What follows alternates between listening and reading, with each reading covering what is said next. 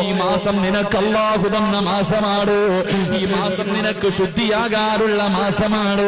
അതുകൊണ്ട് പടച്ച റബ്ബിന്റെ മുന്നില് ഒരു ലജ്ജയുമില്ലാതെ ചെയ്തു പോയ പാപങ്ങൾ ഓരോന്നായി പാതിരാത്രി എഴുന്നേറ്റ് 2 റക്അത്ത് നമസ്കരിക്കണം.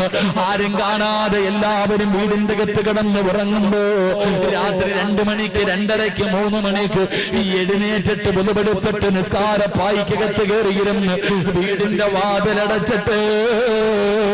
റൂമിന്റെ ലൈറ്റ് അണച്ചിട്ട് പടച്ച റബ്ബിന്റെ മുന്നിൽ സുജൂദിൽ കിടന്നിട്ട് അല്ലാഹുവിനോട് പൊട്ടിക്കരഞ്ഞുകൊണ്ട് പറയണം, നാഥാ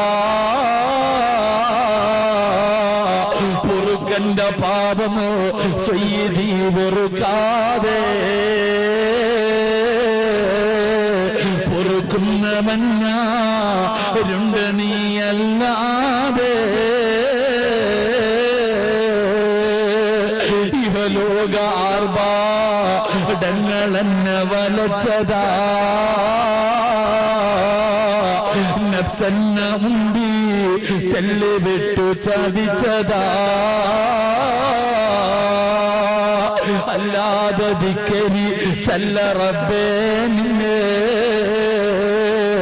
അതുകൊണ്ട് ആട്ടരുതിലാകെ എന്നെ. അല്ലാ, നിന്നെക്കാളും പൊറുക്കുന്ന ഒരാള്, നിന്നെക്കാളും പൊറുക്കുന്ന ഒരാള് ഈ ലോകത്തില്ല നാഥാ. നീ കരുണയുള്ളവനാണ്, നീ ഗഫൂറാണ്, നീ റഹീമാണ്, നീ എന്നെ പടച്ച എന്റെ റബ്ബാണല്ലാ. എന്റെ കയ്യിൽ പല പിഴവുകളും സംഭവിച്ചു പോയി തമ്പുരാന്. ശൈത്താൻ ചതിച്ചതാ, നഫ്സ് വഞ്ചിച്ചതാ, പെട്ടുപോയതാ. എനിക്ക് നീ പുറത്തുതാ അല്ലാ എന്ന് പടച്ച റബ്ബിനോട് ചോദിക്കാൻ നീ മറന്നു പോകരുത്.